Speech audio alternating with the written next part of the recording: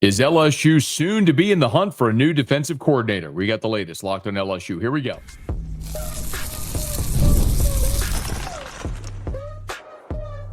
You are Locked on LSU, your daily podcast on the LSU Tigers.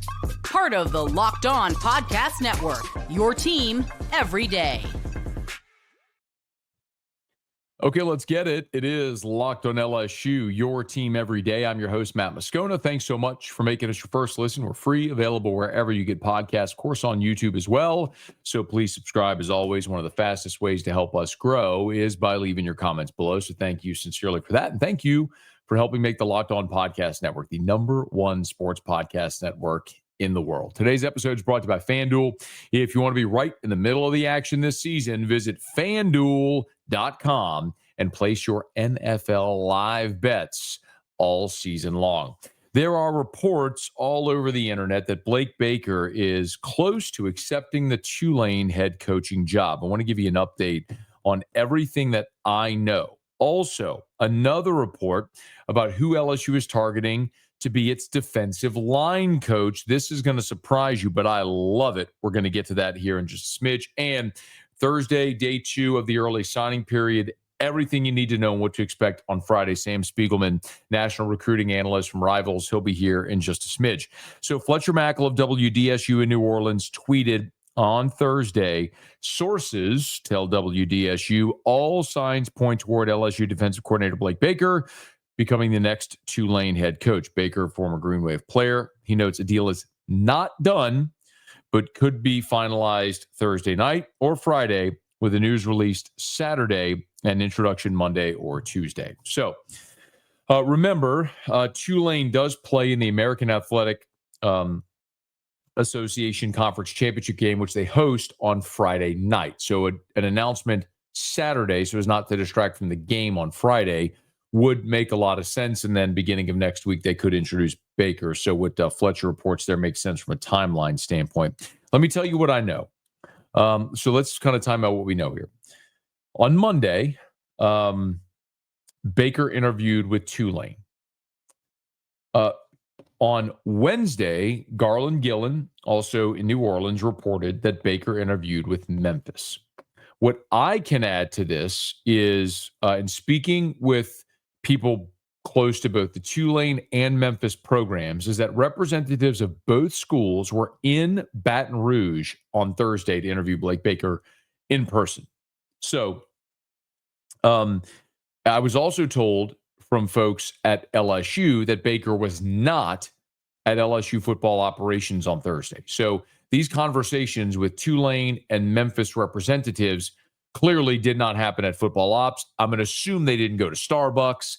I don't think it was at the back room at Phil's. So my guess is they probably went and saw Baker at his home. Like Lane Kiffin had the meeting on Sunday or Saturday night with the chancellor at Ole Miss at the chancellor's home. My guess is this was probably at the Baker residence. I don't have that confirmed. I'm just assuming here. If they're in Baton Rouge and they're not at football ops, you're going to go somewhere private. That's my guess as to what happened. So I was also told that Memphis offered Blake Baker their head coaching job. Now, the number that I was told was less than the amount that Blake Baker currently makes as LSU's defensive coordinator, which is $2.5 million. Now, Ryan Silverfield, who was the head coach at Memphis, was making $2.4 million this past season. Now, maybe Memphis increased their offer.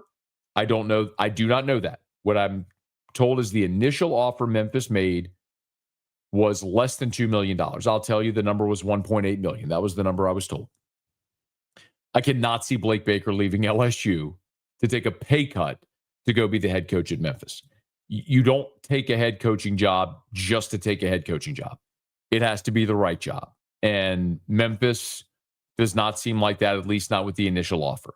Now, did they increase the offer? I don't know. Even if they did, to get competitive with what Tulane was willing to offer, would Blake Baker take Tulane or Memphis? The answer seems pretty obvious.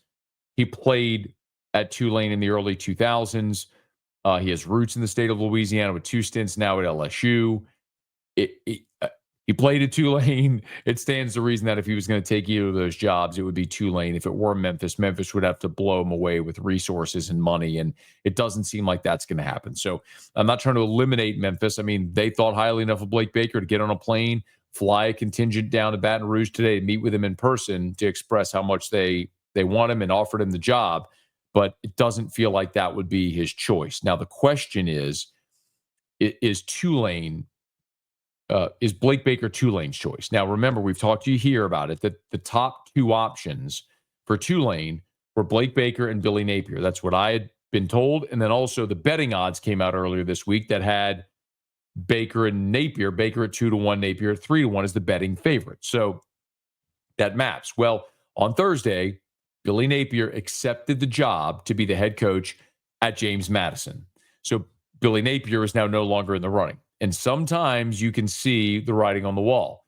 If you're not going to get a job, they might say, take that job. So for example, I'll give you another example of Billy Napier. So in 2022, when Billy Napier was or 21, I guess late 21, when Billy Napier was the head coach at UL Lafayette and was in the running for the Florida job, he wanted LSU over Florida. Makes a lot of sense. Ties to Louisiana, Saban no doubt told him, it's like we saw with Lane Kiffin, right? LSU's a better job than Florida. Well, as that process was going along, Florida offered their job to Billy Napier. Napier told the LSU administration, hey, Florida offered, do you want to speak? And the LSU admins told him, take the Florida job, because they were not interested. So very quickly, then Napier accepted Florida. Probably a similar situation here where Napier maybe favored Tulane over JMU given his ties to Louisiana. My guess is Tulane told him, hey, we're interested in somebody else. You should take the JMU job if they're offering it. So that probably tells you where this is headed. Sometimes you can read between the lines on a lot of these things. For Blake Baker, it's going to come down to this. Do you want to be a head coach now at the G6 level at your alma mater, and then be a head coach for a few years, use it as a springboard to a better head coaching job? Or do you want to stay at LSU and wait for the Power 4 head coaching job? And either path can work. It's been proven. Just look at the last two coaches at Tulane. Willie Fritz took the Tulane job when he was at Georgia State, comes to LSU, and then springboards that. Comes to Tulane and springboards that to Houston in the Big 12. Where he's got Tillman Fertitta money and tons of resources. You look at Sumrall, who was at Troy, 2 successful seasons at Troy, takes the Tulane job, 2 years at Tulane. Now he's making $7.5 million as a head coach in the SEC at Florida. So you can certainly do it from Tulane and to springboard into the Power 4. And my guess is that's probably what Blake Baker will do. You can also do it the other way, where you're a Power 4 coordinator and get a great job. Dan Lanning was the coordinator at Georgia, became the head coach at Oregon. Kirby Smart was the defensive coordinator at Alabama, became the head coach at Georgia. Brent Venables was the head coach, or was the defensive coordinator at Clemson, became the head coach at Oklahoma. Lincoln Riley was an offensive coordinator, became the head coach at Oklahoma. Bob Stoops before him was the defensive coordinator at Florida, got the head coaching job at Oklahoma.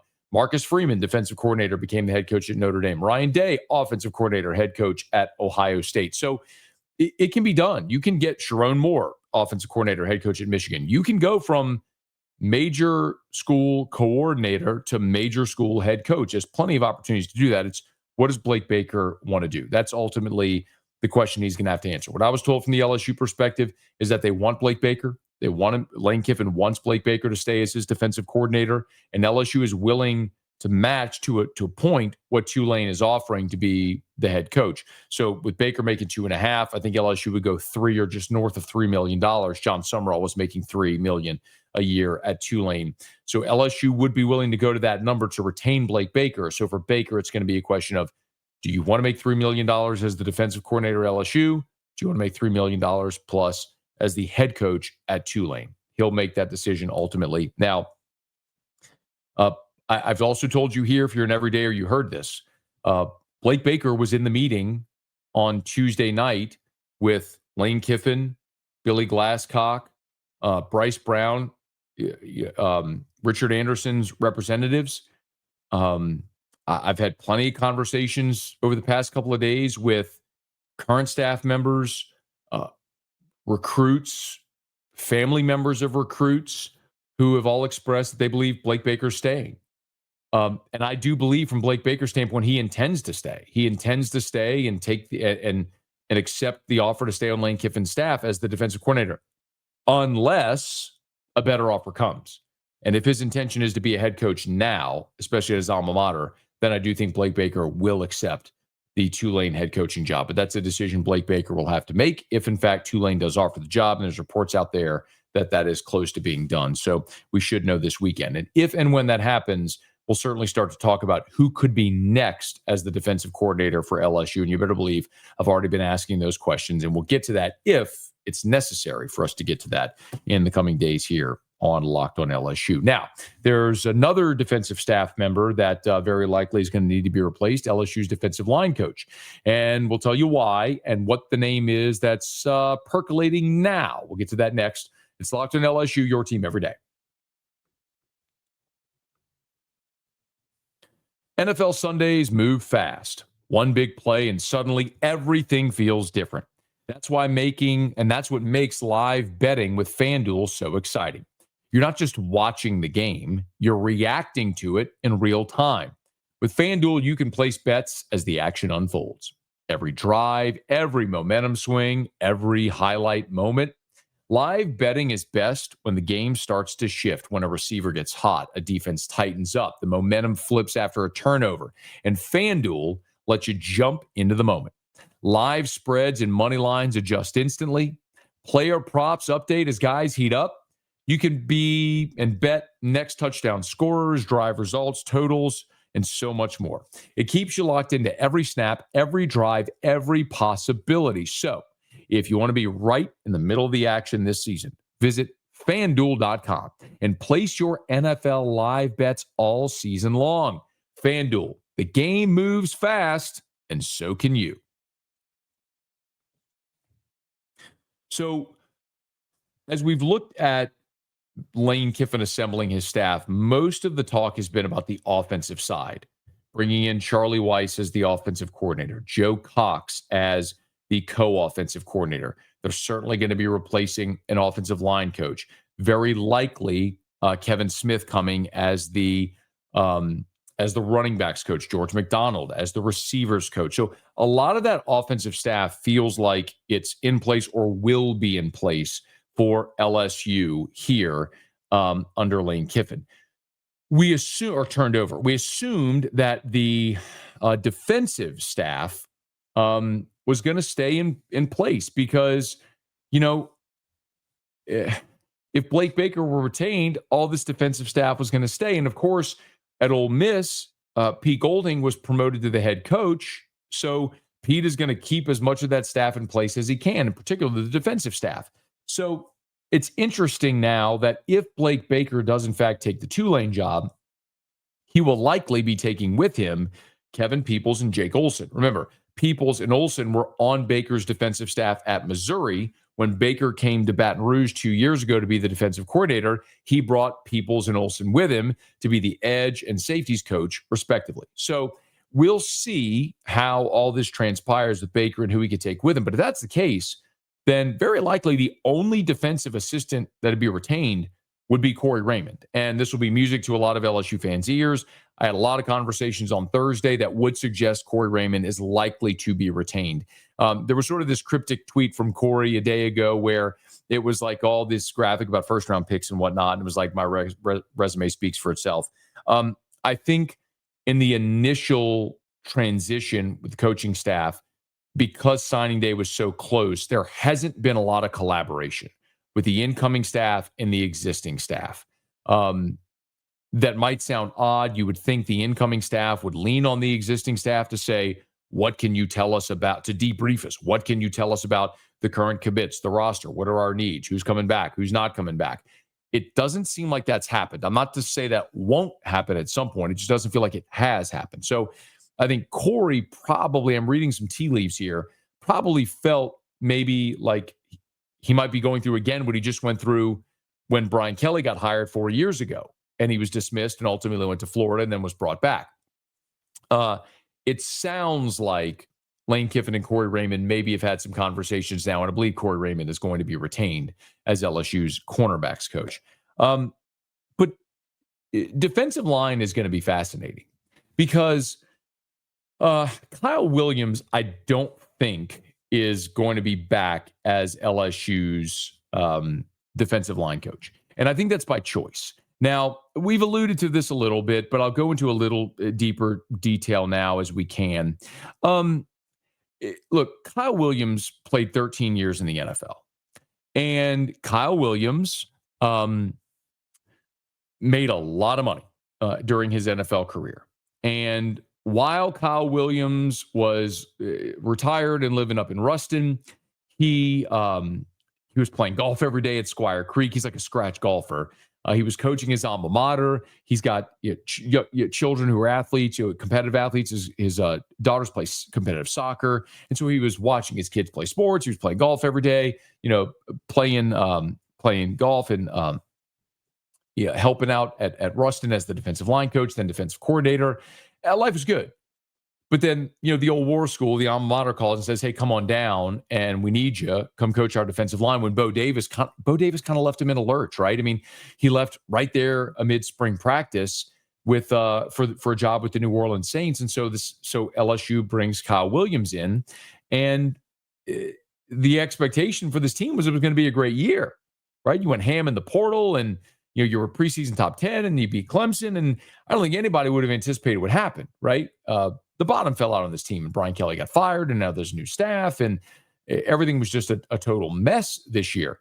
I don't think that's what Kyle Williams signed up for. I think Kyle Williams is pretty content to maybe go back to coaching high school and watching his kids and playing golf every day. And I think that's probably what's going to happen. So I don't think it's that Lane Kiffin isn't retaining Kyle Williams. I think it's that Kyle Williams is not retaining himself. I think he's going to go back and enjoy the rest of his life, which I think we can all understand. Well, Football Scoop and Scott Roussel and the folks over at Football Scoop do an awesome job. Scott Roussel at Football Scoop is reporting that LSU is trying to hire Elijah Robinson away from Syracuse. Now, this would be a major, major coup if LSU and Lane Kiffin are able to pull this off. So Elijah Robinson was, he played collegiately at Penn State. He started his career at Penn State and then went to Temple, Baylor, and then joined Texas A&M staff in 2018. He was there under Jimbo.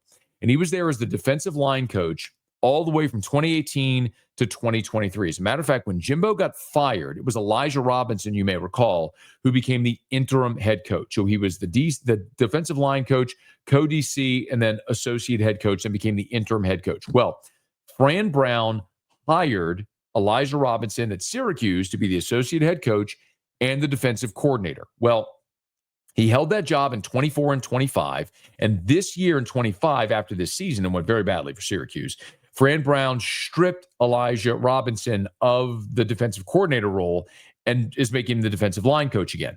So naturally, Robinson is looking for the escape hatch. Not only is Robinson an awesome defensive line coach, he is a phenomenal recruiter. He is the guy that while he was at A&M got Dominic McKinley committed, got Gabe Relaford committed. Ultimately, those guys flipped to LSU when Robinson went to Syracuse before the 2024 season. But this is a dude that has deep roots in Texas, also coached at Baylor, is a great defensive line coach and an outstanding recruiter. This would be a major coup if you are able to get Elijah Robinson to Baton Rouge to be your defensive line coach. That would also mean, and stand to reason, that it would not be Ed Ogeron as your defensive line coach. I know there's a lot of people that are a bit romantic about Coach O coming back to coach the defensive line.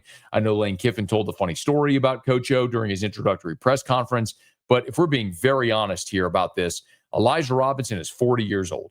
You have a young dude who is aspiring, who has SEC experience, who you don't have to worry about any of the personality issues potentially, or the friction of the former head coach at LSU coming to be a position coach, whatever awkwardness that may call. And a dude that very likely is going to be very motivated to get back into the SEC after this failed defensive coordinator stint there for 2 seasons at Syracuse. So again, we'll wait and see who the defensive coordinator is going to be, if it's going to be Baker, if Baker takes the Tulane job and LSU hires someone else. But Corey Raymond likely sticking around to coach the cornerbacks. Elijah Robinson would be a major coup if LSU is able to pull this off and get him from Syracuse to be the defensive line coach in Baton Rouge. Stay tuned to that one. Now, if Elijah Robinson is the defensive line coach, we know he'll be coaching Richard Anderson. And will he be coaching Lamar Brown as well? We'll give you an update on the second day of the early signing period when we wrap up next on Locked On LSU, your team every day. The holidays are officially here, which means gift hunting season is on. And if you want something meaningful, personal, and guaranteed to get a reaction, Aura Frames is the gift that delivers every time. It's not just something you wrap, it's a way to share memories because Aura isn't your average picture frame. You could preload the frame with photos before gifting it, so when they plug it in, the memories are already there. No apps to figure out, no setup headaches, just instant smiles. It's a holiday gift that actually gets used, and it's not forgotten in a drawer. And packaging comes gift ready. There's no price tag. There's no wrapping needed. It is a huge win. And I don't wrap presents. I pay my niece to do it for me. So Aura Frames is awesome for that. For a limited time, you can save on the perfect gift by visiting auraframes.com to get $35 off Aura's best-selling Carver mat frames, named #1 by Wirecutter, when you use the promo code COLLEGE at checkout. That's AURA frames.com, promo code college. This deal is exclusive to listeners and frames sell out fast. So order yours now to get it in time for the holidays. Show and support the show by mentioning us at checkout. Terms and conditions apply. So the early signing period will wrap up on on Friday. And there's some pretty good news here for LSU. Now, we've kind of walked you through the situation involving Richard Anderson, 5-star, #1 defensive tackle in the country out of Edna Carr. He was committed to LSU, has been committed to LSU, reaffirmed his commitment, but with the uncertainty around Frank Wilson, Blake Baker, there was a meeting Tuesday night with Bryce Brown, his head coach, his representatives. They presented Richard Anderson with the information. He slept on it, decided on Wednesday he would sign with LSU, reaffirmed and announced he was signing with the Tigers, but the paperwork never came in. I was told by Bryce Brown Thursday morning, that's Edna Carr's head coach, that there was a clerical error. You've had a change in GM from Austin Thomas to Billy Glasscock. It was a clerical error. It's the only reason it didn't go through on Wednesday. Richard Anderson was testing on Thursday. You remember he's graduating early to be a mid-semester enrollee for LSU football in the spring. And then after he was done testing, his paperwork would be in, and it was shortly before 3 o'clock Central Time. So Richard Anderson officially an LSU Tiger. Now, that is not the case yet for Lamar Brown. Lamar Brown talked about on ESPN why he sort of delayed things. Needed time to see where I really want to be and get close to this new coaching staff. Like I said, I wasn't really recruited by them from the previous place there was at, but just felt like I just needed time and not actually like lock in. Just thanking God for this moment. I think that makes a lot of sense. There are some people who are super cynical that are saying, well, he just wants more money. I can tell you unequivocally that's not the case. I've talked to Bryce Brown. Well, Bryce Brown isn't Lamar Brown's coach, but I've talked to Lamar's representatives, his high school coach, Andy Martin at U-High, LSU representatives. I've spoken to representatives of LSU's collective who do high school NIL deals. This is not an instance where Lamar is asking for more money. This is a guy who's been committed, who doesn't know who his coach is going to be at his position. So think of it like, what if Blake Baker is not here and you hire a coach that runs a 3-4?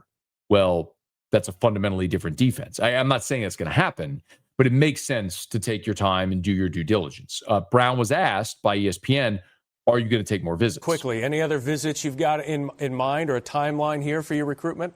Oh, no, sir. I would not take no more visits.